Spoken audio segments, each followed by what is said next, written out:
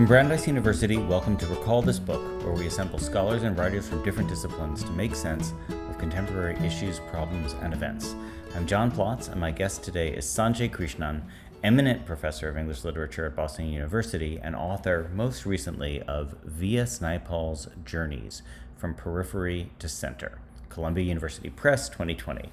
So who exactly was the Trinidad-born Nobel laureate that Caribbean poet Derek Walcott called V.S. Nightfall, and many other post-colonial subjects have called far worse? Well, he's probably most famous for a comic masterpiece written in his 20s, his 1961 A House for Mr. Biswas. But he was also praised and vilified for wide-ranging journalism, essays, and fiction over the following decades, including a series of works like An Area of Darkness, A Bend in the River, and India, A Wounded Civilization. Works that studied the post-colonial formations and deformations, to take Sanjay's language, in ways that assigned blame and credit in distinctly unpopular and, to some, unforgivable ways. So Sanjay joins us today because his book offers the first post-colonial reassessment of this complex and maddening writer. Sanjay, thanks so much for joining us on Recall This Book. You know, you have this conception of him thinking of the worlds inside himself, yes, as like ways that he understands the world out there is through understanding him inside himself. So he's seeing an argument about critical self-reflection, which is in which the ugliness of all the things that surface, like the racism or the forms of ethno-nationalism, you understand them as surfacing as part of his work, rather than being kind of like accidental prejudices. You understand him as like working through where those feelings might come from. Yes. Yeah. I think that this is something that has been completely missed. People have never been able to sort of grasp this fundamental point about Naipaul's formation, that he was, in fact, sort of in a sense, the post-colonial writer, because the ethno-nationalist wave broke in a particular way in Trinidad in the 1950s. Right. At a point when making arguments that were sort of counter to the standard anti-colonial nationalist argument was actually illegible. And so Naipaul was actually sort of witness to a kind of a social process that was underway. This was the second, the decolonization had swept through the system, and now there was something else happening as a consequence of that.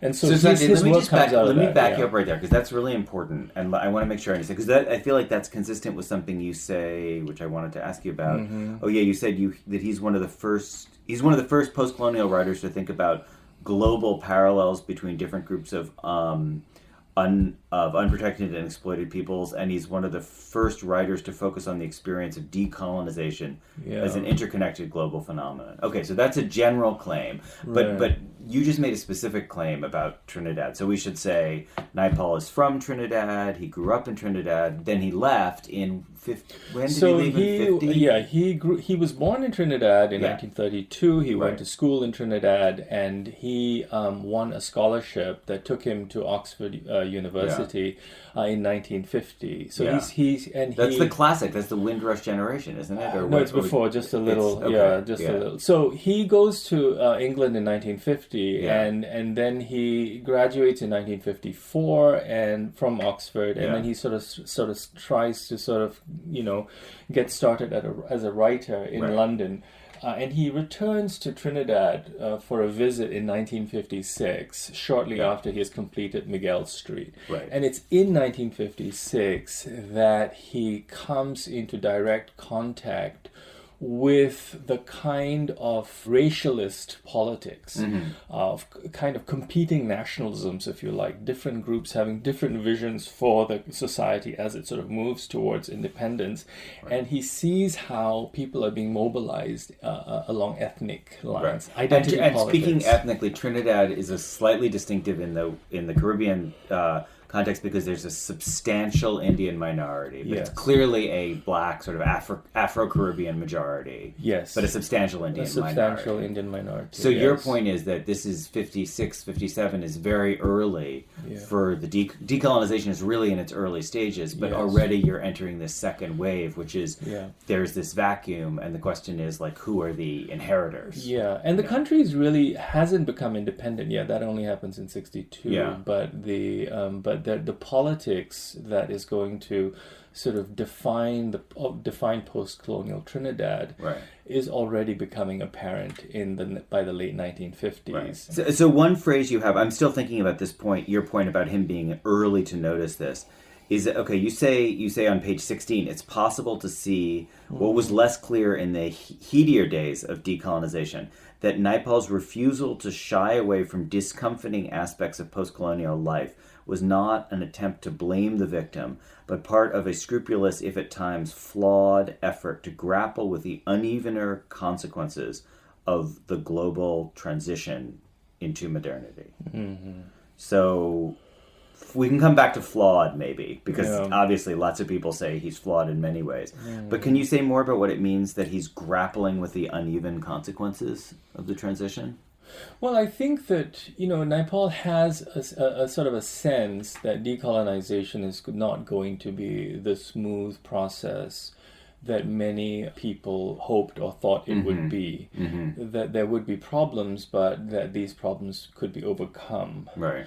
And so I think that, starting in the late 50s and then he begins writing about this in the 60s, he is actually sort of attending to these kinds of questions through, in different works from the Mimic Men, in a free state. And he's actually sort of moving into different places as he talks about this in different ways. So... And I don't want to oversimplify your argument, but is... Clearly, the fact that he himself belongs to a group that is a racial minority within a post-colonial state where majority versus minority distinctions turn out to matter a lot is important. Do you see that as just a kind of contingent fact about Naipaul, or is that crucial? That his crucible is like the kind of racialization of a place in which he's part of a minority? I think it is crucial. I think if this is again a point that's not been picked up on by Naipaul's critics, or most of them. I think that Naipaul, came to understand that a kind of ethnic nationalist politics was going to take over the secular nationalist framework of post-colonial societies. Yeah, and that's why I mentioned the phrase ethno-nationalism. And so actually, if you look at his writings, and I can go through them, the kind of attention he brings to bear on ethnic minorities is extraordinary. I mean, every one of his works is actually interested in the figure of the minority. He never sort of brands it or labels it as such, but this is in fact where his gaze always takes him. In fact, it's actually hard to know if he's actually even sort of thinking about it in a self-conscious way. But he's always sort of working through the minority question in all of the places he goes to. The opening of In a Free State, the conclusion of In a Free State, A Bend in the River, all of his important works are really concerned with the question of the minority. So can I read a quote? This is, I think he's writing about Trinidad in 65, roughly. This is on your page 22. We weren't responsible in that way. Much had been taken out of our hands. We didn't have backgrounds. If you could, this is a wonderful image. If you could look down at us from the sky, you would see us living in our little houses between the sea and the bush. And I know Naipaul loves that word, the bush. Ellipsis. We were just there, floating.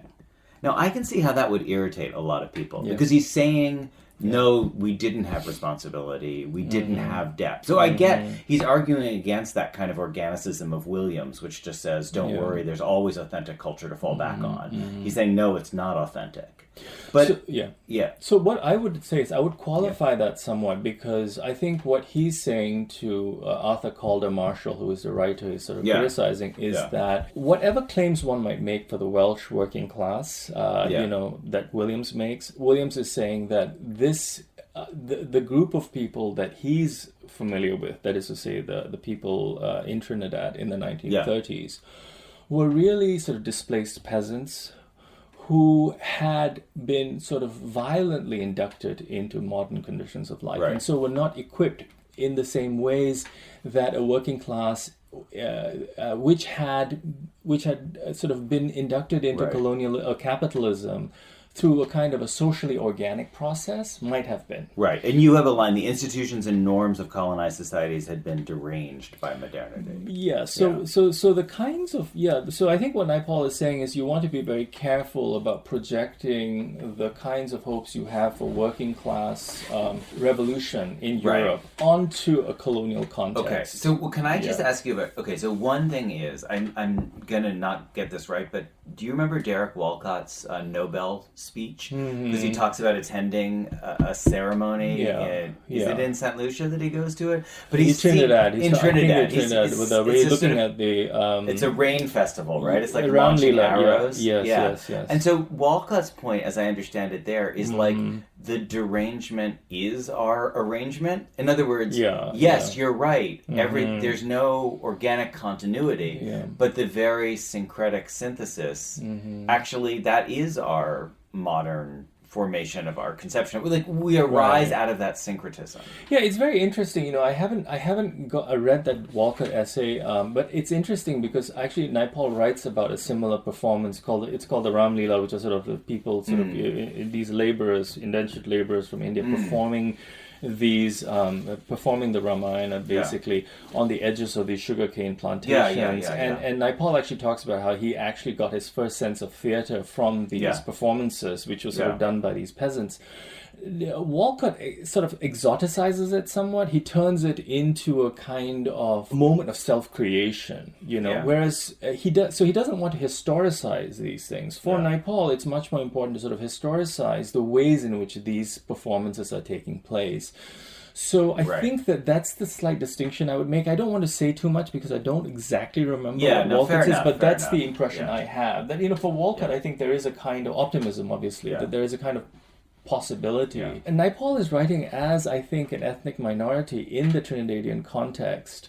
And he's also kind of looking at, the ways in which these performances are taking place within a particular historical formation and how, and I write about some of this in the book, that some of the kinds of cultural or social practices that emerge out of this context are not necessarily sort of aligned with the forms of the kinds of institutions that you want to sort of begin to have in place as you move towards producing a kind of democratic political structures. So I think that there was work to be done, and that kind of work is what Naipaul is much more interested in sort of teasing out through his writing. Yeah.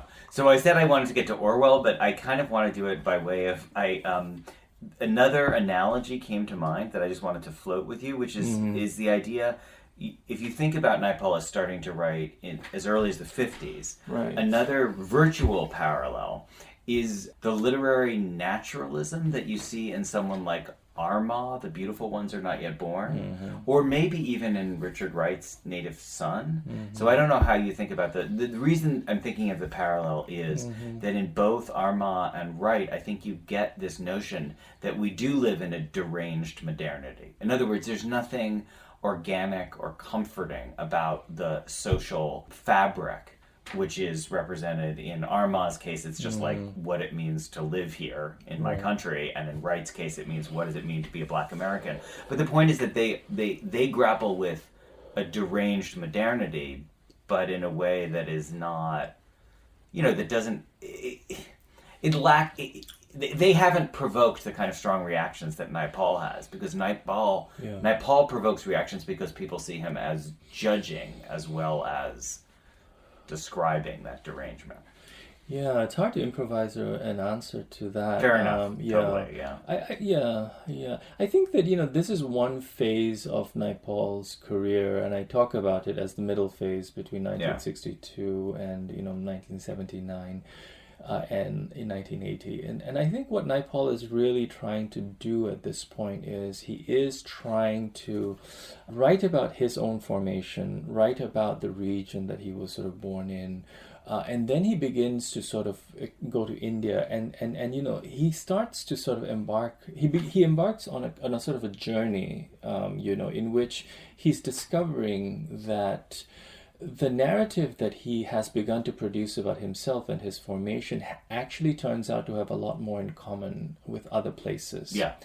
And I think he grows. And that's your point about being one of the first writers to recognize the global aspect global of decolonization. aspect, yeah. That seems like a crucial point, because I totally agree. That is a strong distinction. I think Armagh sees himself in a naturalist tradition. Yeah. Wright sees himself as belonging to a European tradition, but they understand their accounts as particular accounts. But you're saying that Naipaul is seeing this commonality defined by ethno-nationalism or defined by...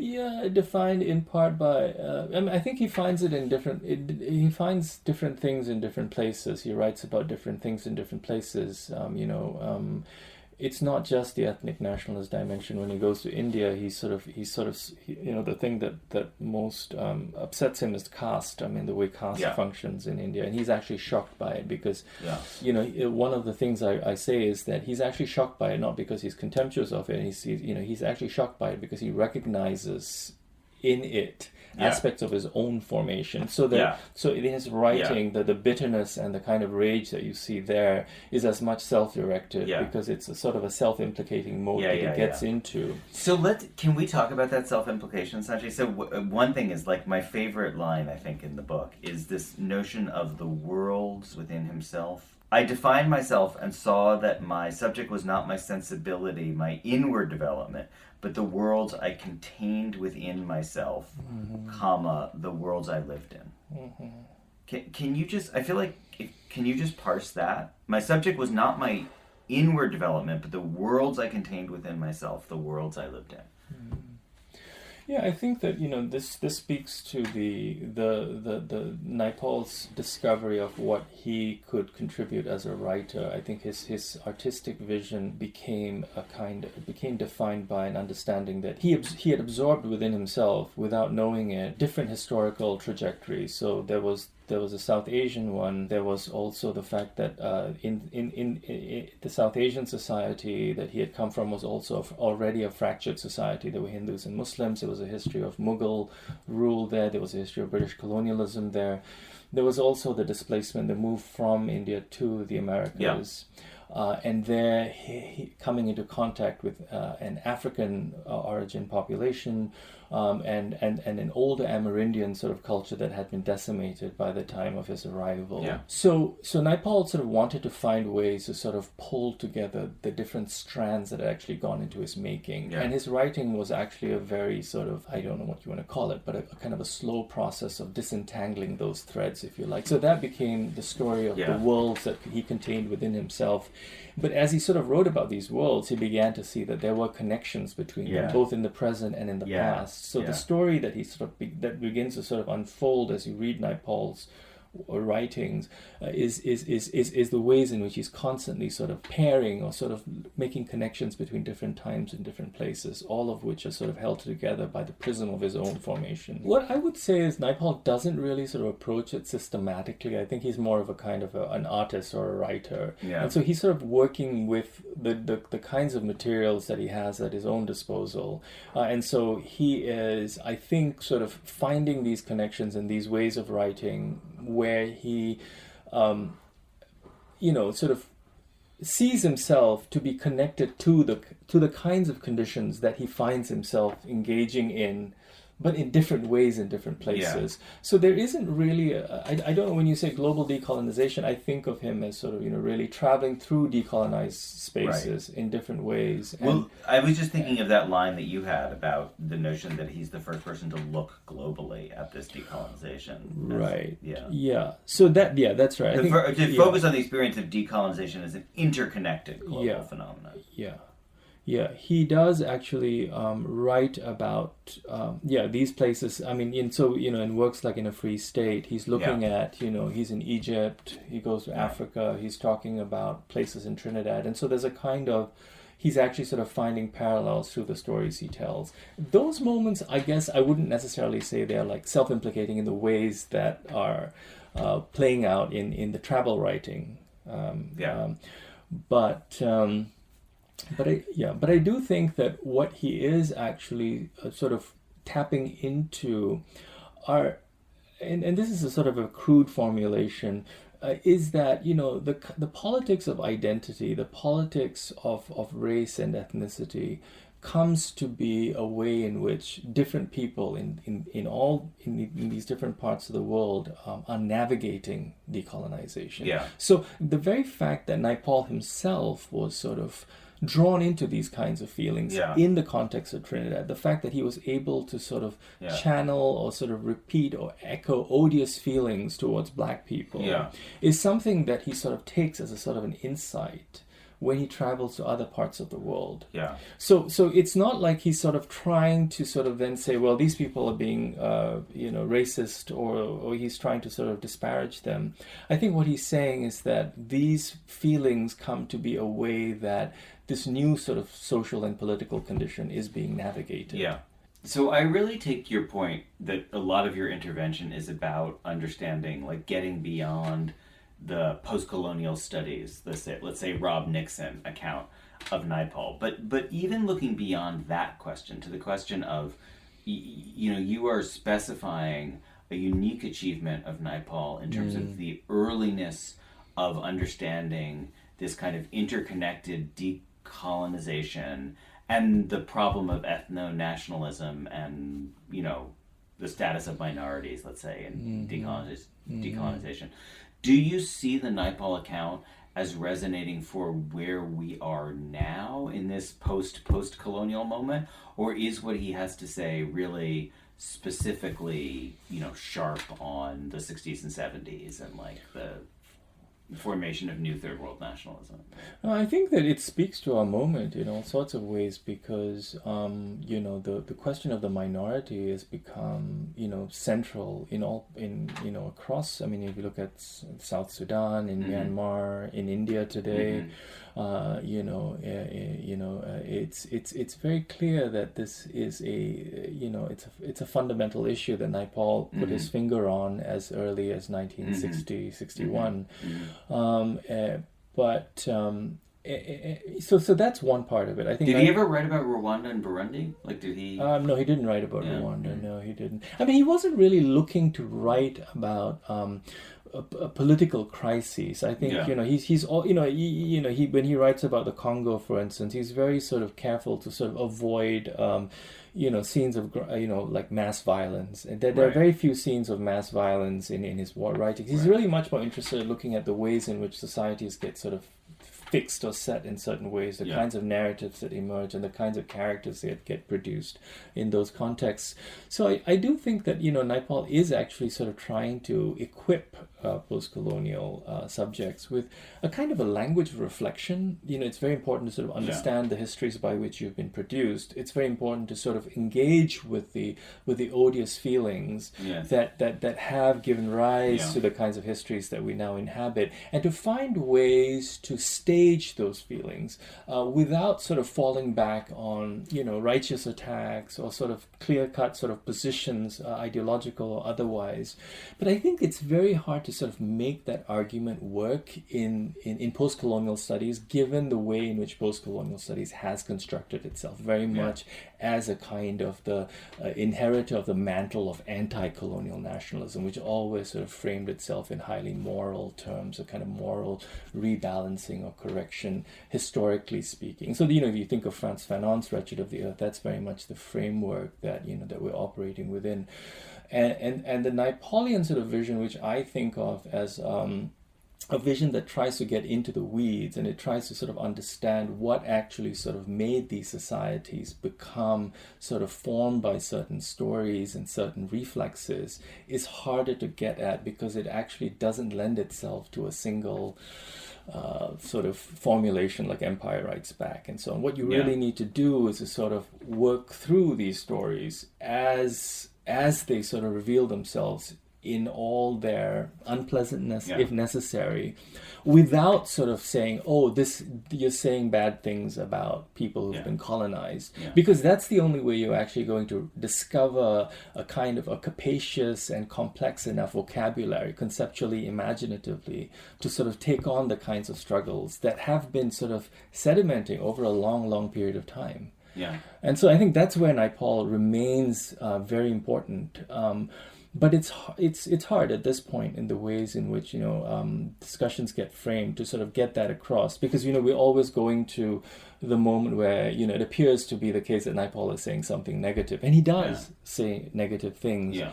And he is a very problematic figure. But the problem with Naipaul is that sort of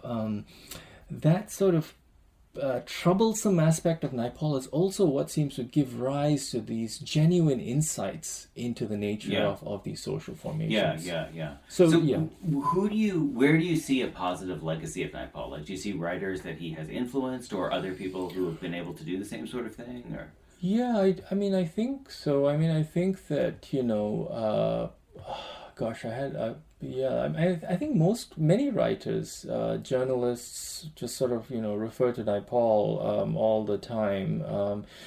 I don't know, in America it's George Packer talks about him, people like Hilary Mantel have written about him. No, but I don't just mean who talks about him. I mean, where do you see, I see him in, like if you read Aravind Adiga's The White Tiger, for instance, it's very clear that, that work is deeply influenced by Naipaul. Wow, say more. I would not have seen that.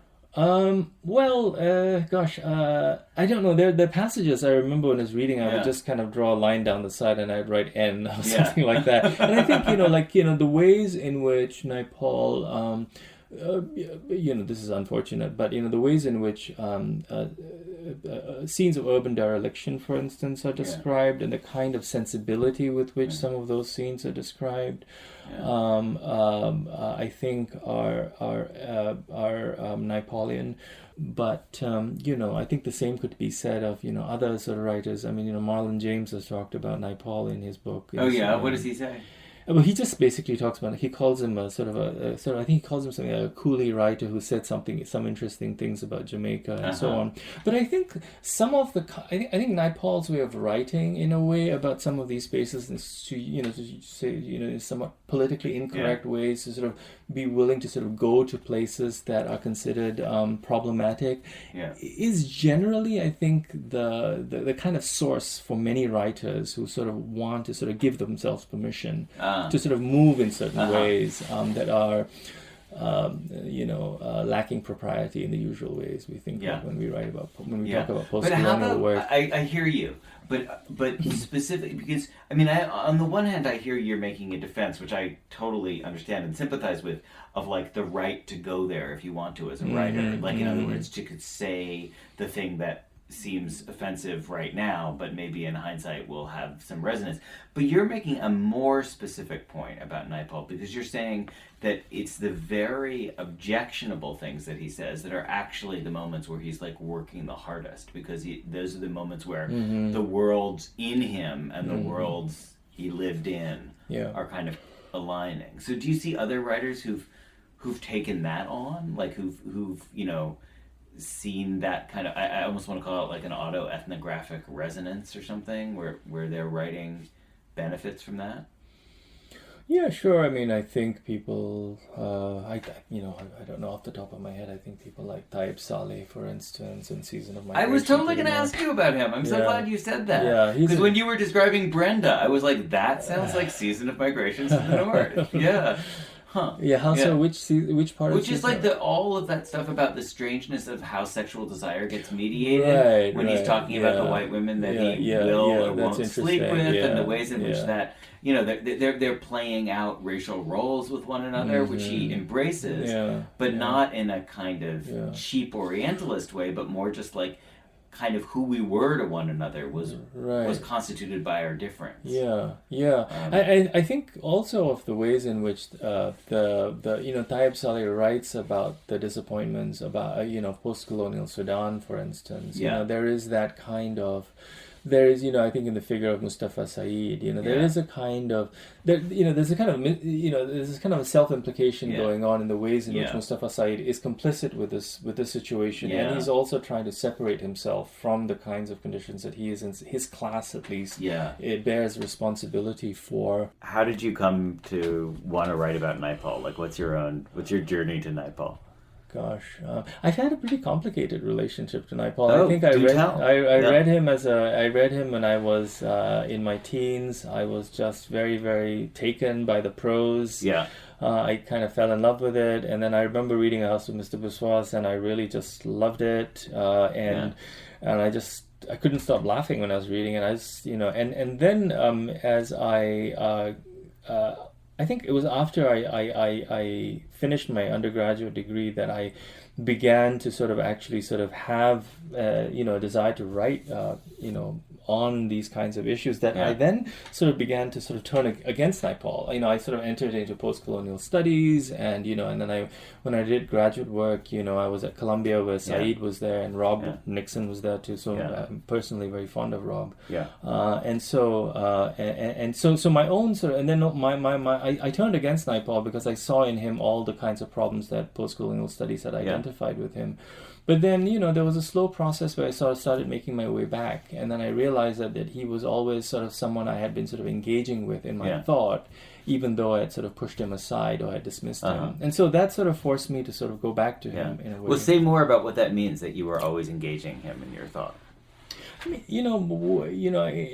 I was always engaging him, I think, in a sense, in a way trying to say that he was wrong, maybe, or trying to say that some of the kinds of things, the approach that he had sort of taken on or taken up was actually, I don't know, inadequate, politically, unacceptable. But then as I sort of began to sort of read him more closely, I started to sort of understand that there was actually a much more organic aspect to the way Naipaul had come at these questions. He was channeling emotions that I had not been willing to acknowledge as very much part of the fabric of post-colonial societies.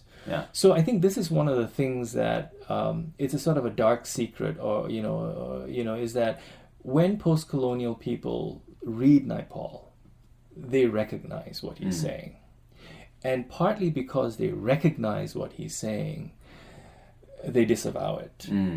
So it is complicated because I'm not suggesting that it's merely about repressing or pushing away what you see is in yourself.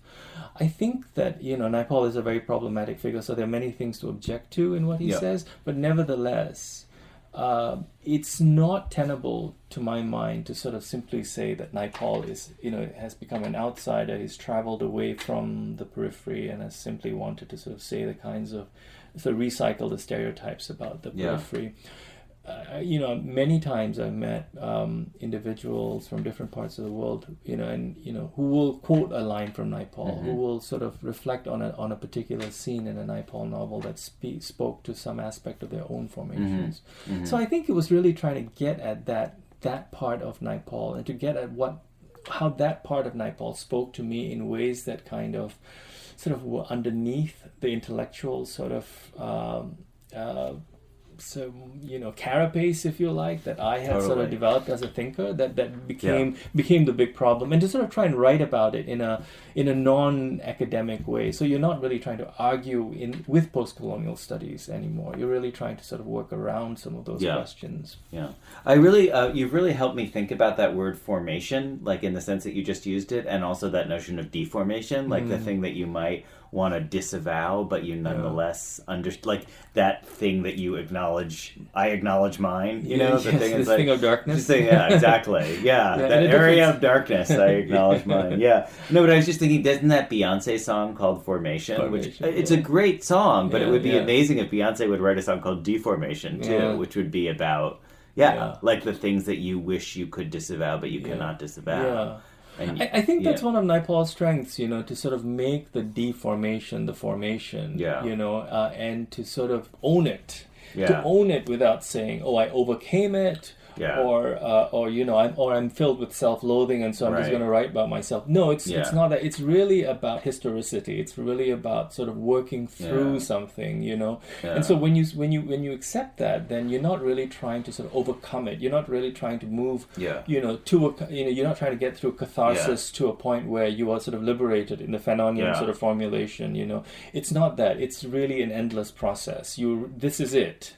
this is where we are. This is what we need to work through. This is the idiom that we need to sort of work with. Yeah, so I'm trying to write about the late Willa Cather right now, and she's got an amazing late story called Two Old Friends, which is just about, the limited, it's basically about the limited resources you have in a small town for social life, and these two guys who are friends, and this is by far the best thing about their lives, and then they just screw up the friendship over essentially nothing, and it's non-reparable, and I'm just interested in how Cather, by the end of her life, obviously in her early phase, like Pioneers or My Antonia, she has this kind of optimistic remaking the world. I mean, it's a colonial vision, but by the end of her life, she's kind of locked in this fact of, even if you're part of the dominant culture, which she is for sure part of the dominant culture, you are nonetheless caught with these deformations that are inescapable. Yeah. And you're right. How do you own them? That's really interesting. Yeah, I think we do need to find a more capacious and nuanced way to talk about deformation. I think not to sort of, say, let's celebrate deformation. I think it's much more about let's find ways to sort of work through them. If you were going to celebrate it, it wouldn't be deformation anymore. I mean, because that's the point about a song like Formation, which is you can take pride in all of those things, and that's great. But what do you do about the things that you can't take pride in? And the minute you just say, oh, but I also take pride in those, then that's not deformation. It's just formation. Yeah. So the point is... I think that's really good. I think that's right. And I think that, in a sense, is what I found myself, to go back to this question about why did I go back to Naipaul. I think I found in Naipaul's writing a sort of persistent engagement with that question that I could not find anywhere in post-colonial studies or in any post-colonial theorist. And I feel that in some ways is the well, it's not the, but one of the most important questions for those of us who are interested in cultural criticism. That's great. Okay, well, so I should conclude tonight by saying that Recall This Book is hosted by John Plotz and usually by Elizabeth Ferry, though not tonight, with music by Eric Chaslow and Barbara Cassidy. Sound editing is by Claire Ogden, website design and social media by Caliska Ross, and as you know, we always want to hear from you with your comments, criticism, suggestion for future episodes, or even your favorite Naipaul line. You can email us directly or contact us via social media and our website. If you enjoyed today's show, as you know, we would be extremely happy if part of your formation was to write a review or to rate us on iTunes, Stitcher, or wherever you get your podcasts. And you may be interested in checking out past conversations with Quinn Slobodian on the rise of ethno-nationalism, interviews with Shishen Liu, Zadie Smith, Samuel Delaney, and Mike Lee.